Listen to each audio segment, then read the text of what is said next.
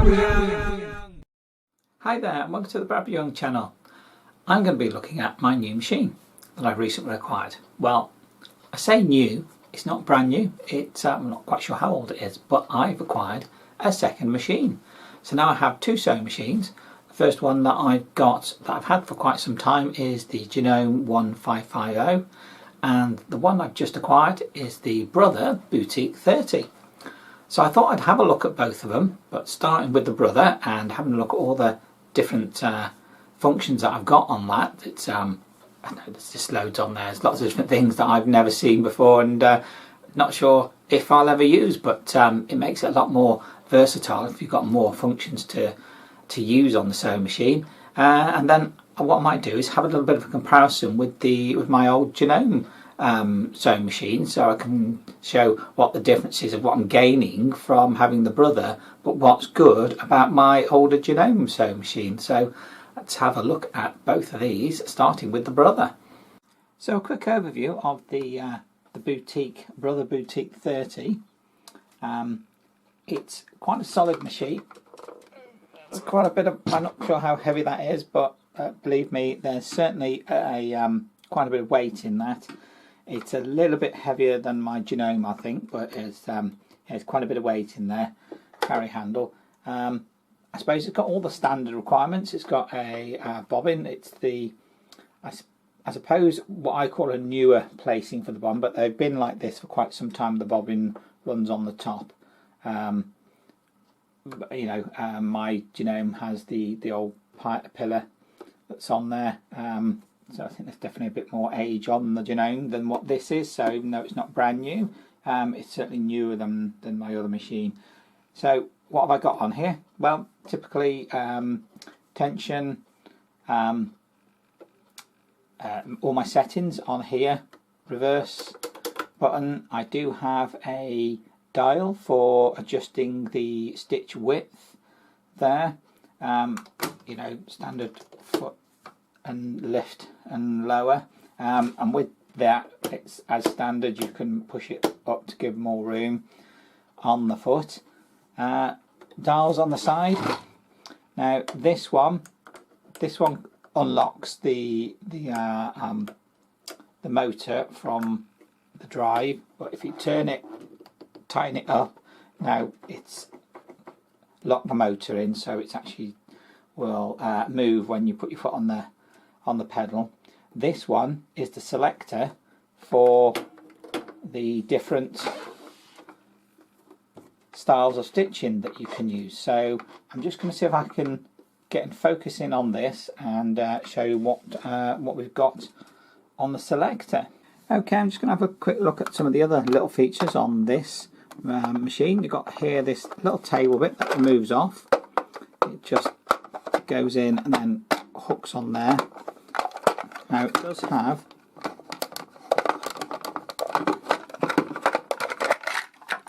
a little tray inside that has a load of little bits inside there.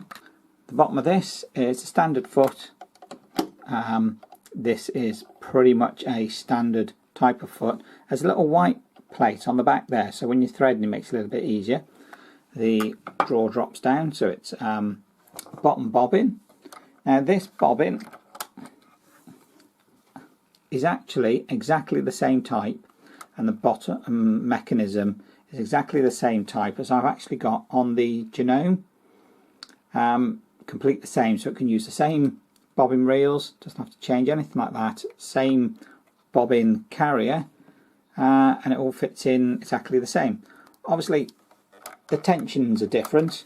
I actually spent half an hour, 45 minutes adjusting the tension on this bobbin in comparison to the tension that I would have on the Janome. So there is a difference from machine to machine. This whole casing, this whole mechanism is exactly the same as the Janome's, which is brilliant because I can use the same bobbin. So if I've rolled a bobbin up and then I use a little bit of it and I think, well, I want to do some work on the Janome, I can just take that bobbin, put it in the Janome, and it'll still run because it's exactly the same, which is brilliant.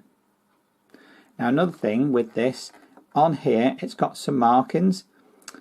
tell you what your depth is, but these ones on here are not actually marked. It doesn't tell you what they are. So let me just get a tape measure.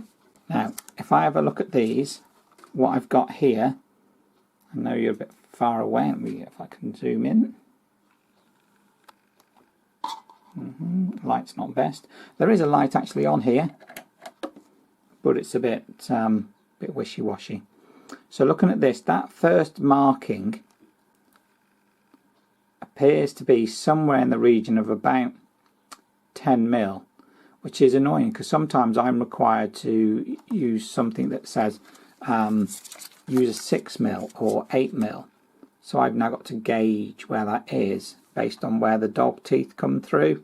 The edge of the dog tooth is about 6 mil or so. So, you know, it's a bit of a haphazard thing. But the first notch is about 10 mil. The next notch is about 12.5. Let me just go over to the old Imperial lot.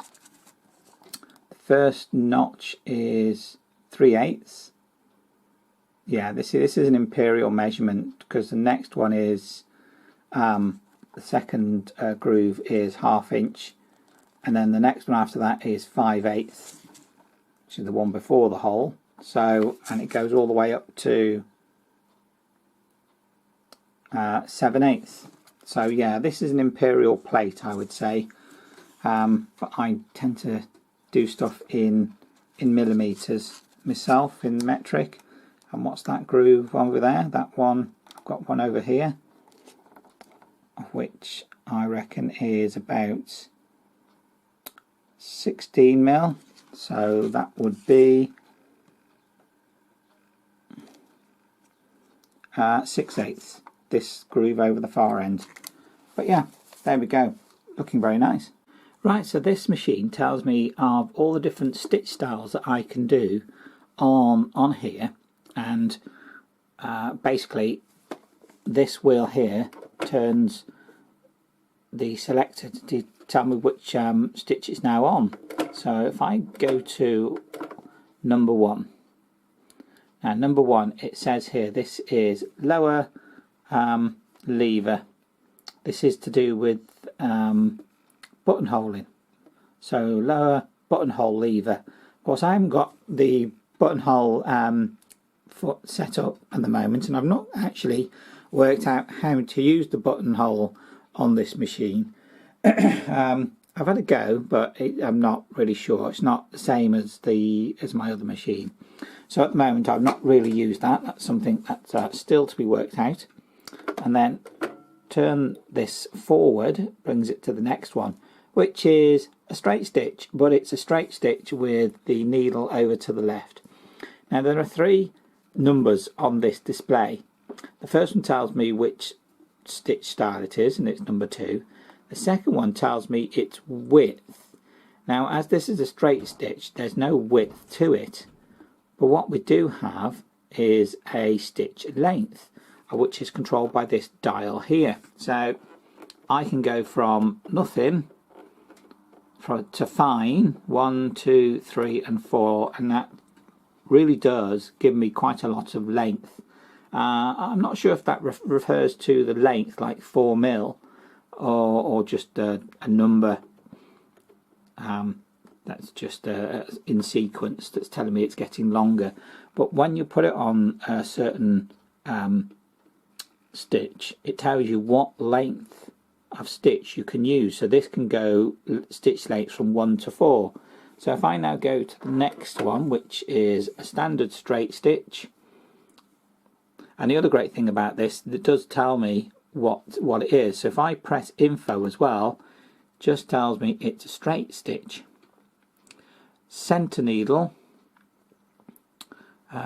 center needle position, and use 4, plain seam, zipper, zipper insertion, and general stitching. So it does give me some information when I press the info button about what that is for. So this one again doesn't have any width to it, but does have the length. Now if I go into the next one, number 4, now that's a zigzag, and it tells me zigzag stitch, which is brilliant, so I know exactly what it's for. And if I want some information, I can just press the info, narrow size zigzag, use for overcasting, applique, and general stitching. So there we go, that's the information that's given me on that. And it is narrow because, again, now the second one here, it's telling me its width of the stitch is 1.5, and I can go from fine to number 3 on the stitch length. And then we've got number 5, which again is a zigzag, but this time I've got a wider stitch. This is 3.5 mil or 3.5, I presume it's 3.5 mil.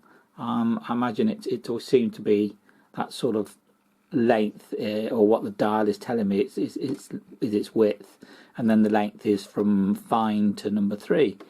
And then number 6 again is another zigzag, but this time it's even wider, it's 5 mil, but again from fine to number 3 on the length. And let's go and have a look at some more of these. I've got a blind stitch, is number 7, width is number 3, but I don't have quite as much length. I can only go from fine to 2, so these are determining what type of length and that I can use it on, and maybe what type of material. And this one's called a shell tuck, number 8. Not quite sure what that is. Let's have a look at information. Used for sewing an edge on lightweight materials. Really? So that's number 8. And then we've got number 9, elastic overlock. And look at this one. This tells me that number 9 has a stitch width of 5 mil, but doesn't have a stitch length, so the length is predetermined by this particular stitch style, so it doesn't matter what I set this to, it's going to ignore it. And then number 10 is another zigzag, but this calls it elastic stitch, but this is the one that has multiple stitches. It uses lots of stitches to make the zigzag. So width is 5, and I can a length from fine to 2.5. Let's have a quick look at the info on that. Used for overcasting, quick mending, and applying elastic. So there we go. That sort of 3-stage step zigzag. And then we go on to some of the fancier stuff. So this is number 11 is a stretch blind. Number 12, it's called a scallop stitch. Number 13 is a double action. Let's have a quick look on the info on that. Used for mending, really. Joining, overcasting, and patchwork. That's different. Perhaps I'll have to give that a go at some point and see how it looks like. So that was number 13. And then we've got a couple of fancy sort of pattern ones. Number 14 is a swan stitch. It creates a little pattern of a swan. And then number 15 is a tulip stitch. So it creates a little pattern of a tulip. A bit more fancy, isn't it? I'm not quite sure when I'd ever use that sort of stitch. Number 16, it's called a faggoting stitch. Not quite sure what that's used for. I'd have to actually, besides the info, I'd actually have to do some lookup and find out exactly what that was really used for. Number 17 is an arrowhead stitch. Number 18, a feather stitch. Number 19, which is this weird looking one here, slant overlock. All right, okay. 20 is a rick-rack stitch, and 21 is a triple stitch. Not quite sure how that one works. And then of course we're back onto number 1, which is the buttonhole. So of course for me, my main usage that I've started using is obviously number 3 and some of these different zigzags, these earlier zigzags. If I want a narrow zigzag, number 4. If I want something that I'm going to be sort of overlocking an edge, cleaning an edge, number 9, number 10 for stretchy materials, jersey knits, and that's sort of what I've been using. Number 2 a little bit. So yeah, so there's my basic overview of this machine. So I think what I'm going to do is I'm going to do a bit of stitching and have a look at some of the what some of these stitchings come out and look like. So I'm going to start off with doing a straight stitch, a basic straight stitch, some black thread on white or lighter material, with the stitch length being quite short on number 1, so it should be quite a small stitch. Quite a small stitch. That's number 1 stitch length, so that really is small. Probably is something like sort of like a 1 mil or so. So what I'm going to do is I'm just going to move this stitch length all the way up to number 4 and do a bit more on that same sort of line. Straight away, I mean, that should be obvious that I'm travelling more distance across the material. Now, I don't know how easy it is to see that on there. That first bit is the number 1 on the stitch length, and that is number 4. And I'm not sure if that comes through very well using this. Thought this would be a good contrast, but you can see the stitch line, but you can't necessarily see the individual, how big those stitches are. But there's definitely a much bigger stitch.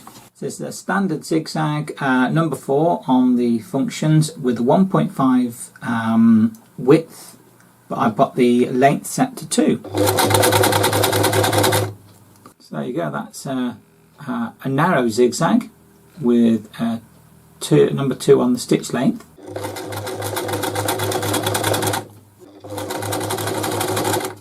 So I've just done a little bit more zigzagging, and you can see that this is the narrow zigzag.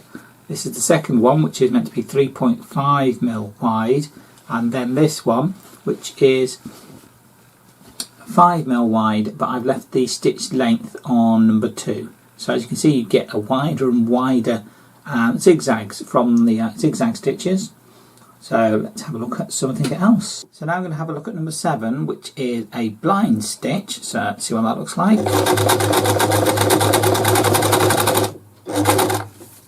Oh, that's interesting. That is a blind stitch. Apparently, with if you were sewing that, this side would be the outer edge, the way it seems to work. Okay, so let's try number 8. So number 8 is the shell tuck, which to me looks like the reverse to the one I've just done. So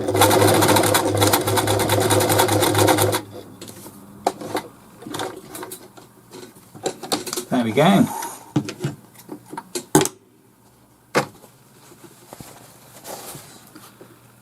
And that one there is the shell tuck, which is pretty much the same as the previous one, number 7, which is the blind stitch. I mean, the blind stitch, that runs along the edge, whereas with this one, that's towards the edge, and that's more in. Oh, not quite sure what I'd use either of those two for, but I imagine there's some usage for these 2 stitches.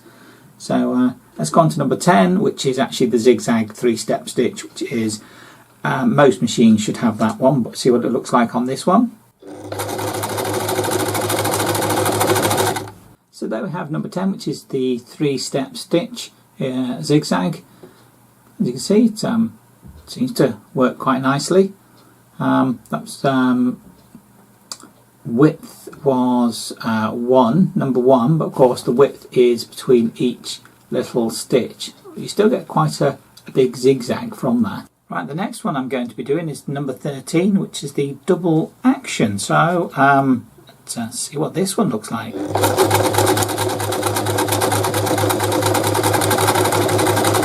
And that's the double action. So yeah, not really sure about that one really.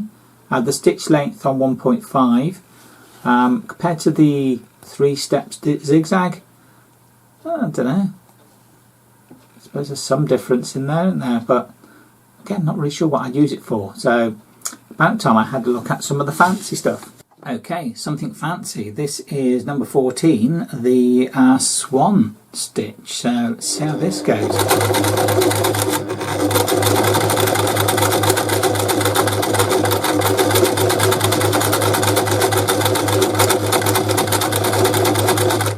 There you have it. A little swan, as it were. It's a bit different, isn't it? And if you just want something that was a bit more decorative on the edge of a piece, if you were maybe over overstitching or something, you know, where you want it to show through, and you think, well, let's put a little bit of a pattern or something on there. Let's have a look at the tulip one, see how that compares.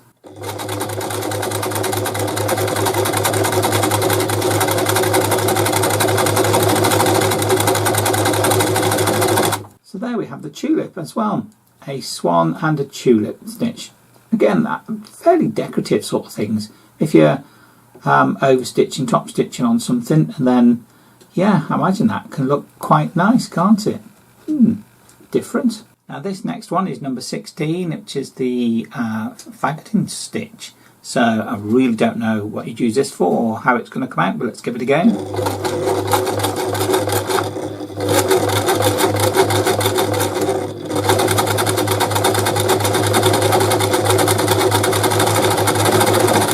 There we go, that's quite nice. Quite a bit of movement. It does move the material backwards slightly to get that that effect. So as it's stitching forward, you'll notice it go backwards a bit because of the way that that is designed to work. But yeah, that's not bad. I quite like that. Different, I suppose. Not quite sure what I'd use that for. Right, this is number 18, which is called a feather stitch. Again, don't know how this is going to come out, so let's give it a go.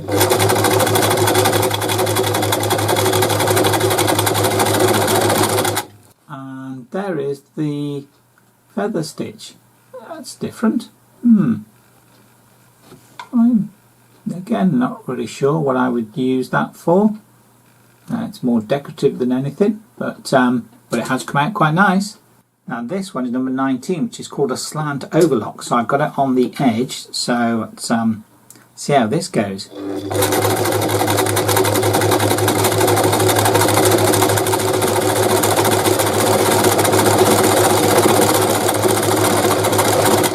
That's a slant overlock. Yeah, that's not bad actually. That's quite good. I like that. I presume it's for, obviously, like I've done, edging there on overlock. I'm not quite sure what materials you. I suppose a cotton would work well with that stitch, rather than something that's more fraying, something that will fray out easily. That wouldn't quite work because there's rather a gap between each slanted stitch. But yeah, that looks quite nice. I like that.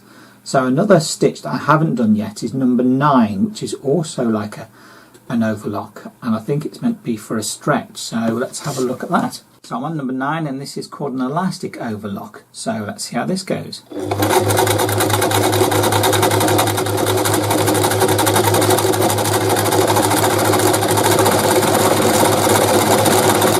So that is an elastic overlock. So okay, that's not too bad. I presume when it says elastic, it's for stretchy materials, which this isn't. This is just some cotton that I've got, and I've done 2 layers here with my cotton, just because when you're stitching you're normally going through 2 layers unless you're just doing something fancy. But yeah, So slanted overlock, and then this is a stretch overlock.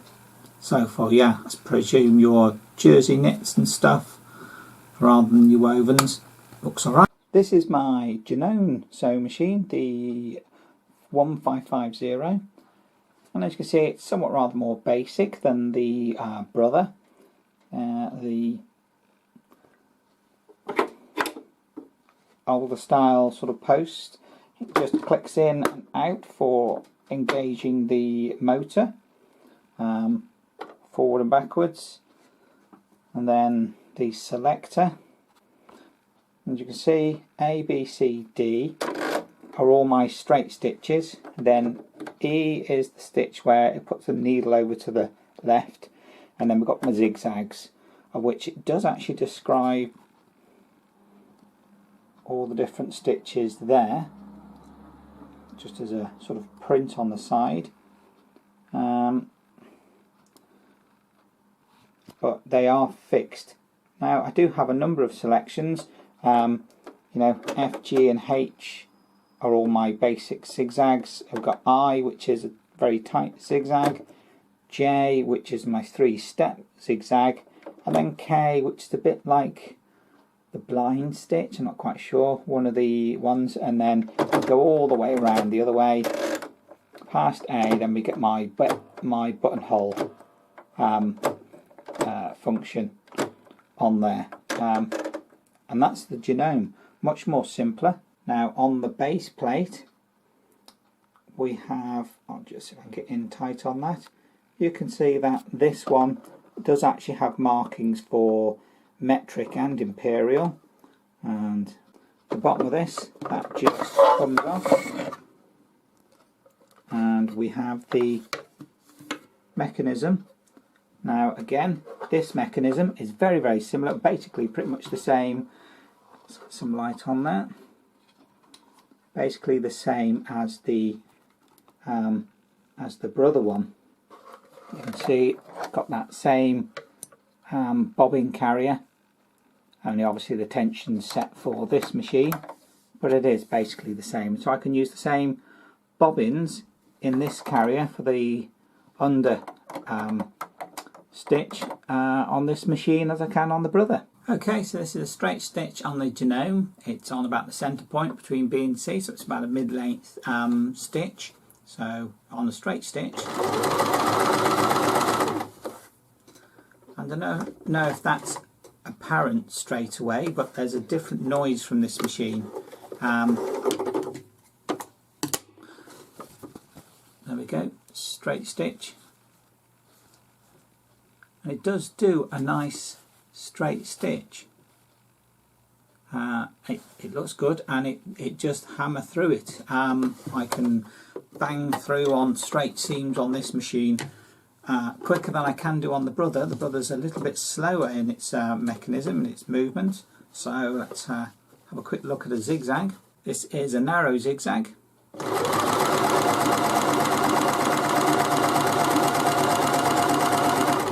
There we go, a narrow zigzag, and you see that is quite narrow, but I don't have any control over that stitch length. That is fixed. So let's do something that's like really wide, I suppose, a much longer zigzag. Okay, so this is a zigzag number H, which is a wide zigzag. And there you go, a wide zigzag. But I don't have any control over the length of the stitch on either of those.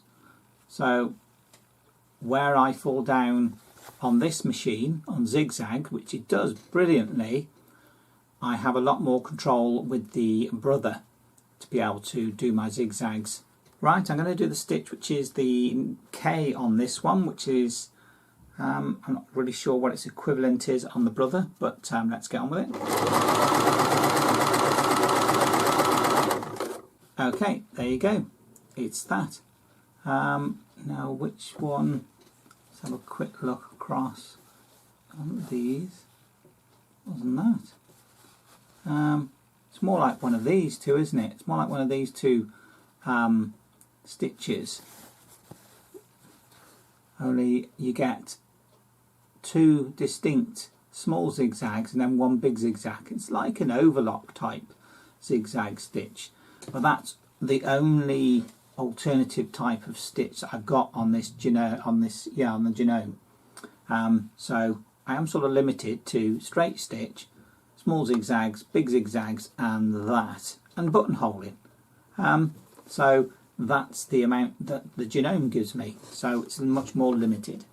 So my two sewing machines, the Janome 1550 and the Brother Boutique 30, which I have been using quite a bit of, and as you can see from the little tests that I've done, the Brother one can do some quite fancy things, like, you know, little patterns, and definitely some edgings that the Janome just can't do, because the Janome is sort of limited to this sort of thing. But that's not a problem. I mean, I can do lots more fancy stuff on the Brother. So, but the way that the two work, the Janome can really hammer through those straight seams when you put two pieces together and you just want to get that straight seam sewn in. The Janome will just blast through it. It's really quite rugged. I mean, I've had it for just over 20 years and it still seems to be going quite well. Hadn't really used it a lot, I must admit, until more recently, but in the last few years I've put a lot more work onto it and it's actually doing quite well. Sometimes I've actually put some quite heavy stuff on there and really didn't like it, but it's still going and it's coped with it. But it is a bit of a workhorse, that one. It will blast through stuff, whereas the Brother, as I'm finding, it's a little bit slower. It runs a bit slower. It's a bit smoother though in the way that it works, and you've got all those different stitches that I can do depending on what work I'm doing on it. Means I can be a bit more varied about the finishings, especially finishing off seams and that, and maybe doing a bit of fancy stuff. I fancy a swan or a tulip. I can certainly put that on there. So yeah, really like the new machine, the Brother, because it's just so much more versatile and functional. But at the same time, the Janome has its place. It's a right blast of a machine. It can just hammer through stuff. So yeah, they'll both still be used. But there you go, my two machines, the Janome and Brother, working well. Well, thank you for watching my video. I look forward to joining my next video. Bye.